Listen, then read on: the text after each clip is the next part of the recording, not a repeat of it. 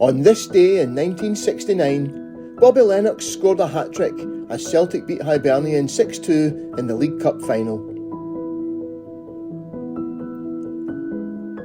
The League Cup final of season 1968-69 should have been played on the 26th of October 1968, but a fire at Hampden Park the Monday before meant it had to be delayed until the spring.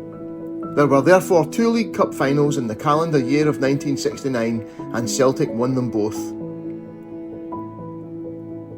At the beginning of April, Celtic were well on course to win the league championship for the 4th year in succession. 4 days before the final, a last-minute goal from new signing Harry Hood sealed a 3-2 win against St Johnstone at Muirton Park, having come back from 2 goals down at half-time to move 5 points ahead of Rangers, who had a game in hand. They played Dundee United at Tannadice on the 5th of April, hoping to reduce Celtic's lead back to 3 points. Minus John Hughes, injured at Muirton Park, and the ineligible Hood, on an afternoon of brilliant sunshine, Celtic lined up Fallon, Craig, Gemmell, Murdoch, McNeil, Brogan, Johnston, Wallace, Chalmers, Auld, Lennox, sub Clark. It was a match totally dominated by Celtic, although Hibernian fought to the end and looked dangerous whenever they managed to get out of their own half, which they did in the 14th minute.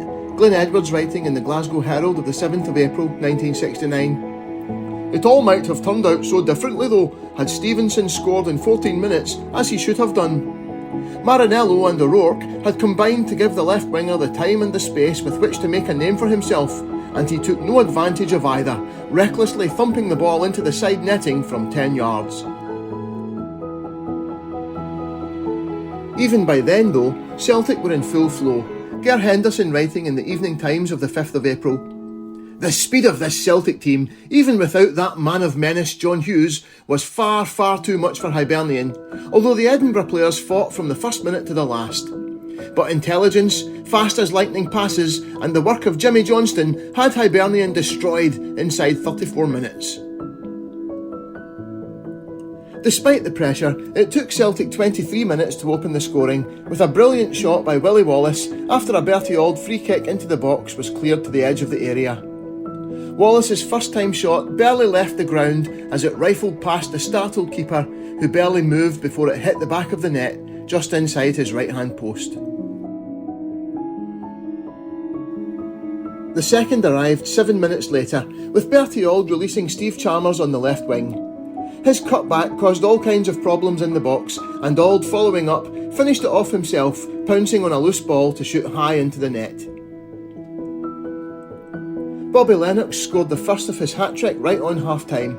Ger Henderson reporting, "1 minute from half-time, Jimmy Johnston, the Celtic magician, took a corner kick and he flighted the ball so well that Bobby Lennox was right on the 6-yard line and with a cunning flick of his head sent the ball into the Hibernian net, just underneath the crossbar, giving Allen no chance to save."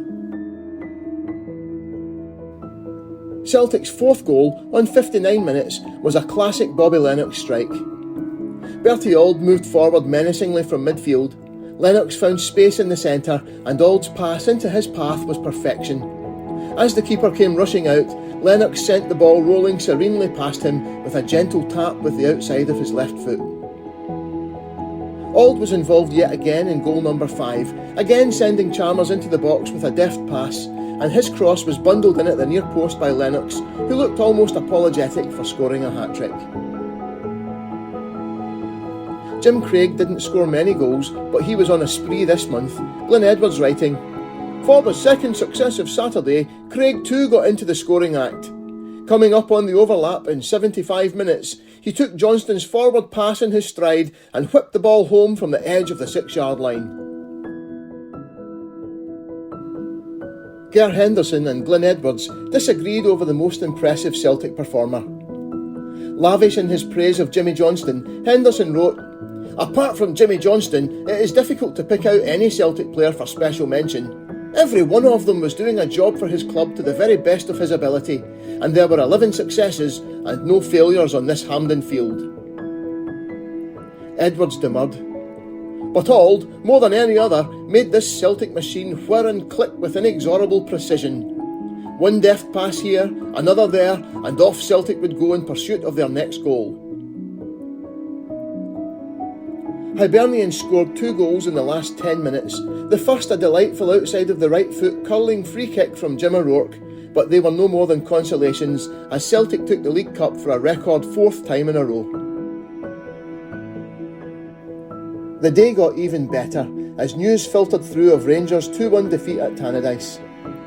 Glenn Edwards wrote, "Not only did they record their 4th consecutive League Cup triumph, a record, but as Rangers slumped to inglorious defeat at Tannadice Park, Celtic were virtually assured of the league championship for a 4th successive time as well." Due to the Hampden Fire of October 1968, Celtic not only recorded their 2nd domestic treble in 3 seasons, they clinched every leg of it in that one memorable month of April 1969.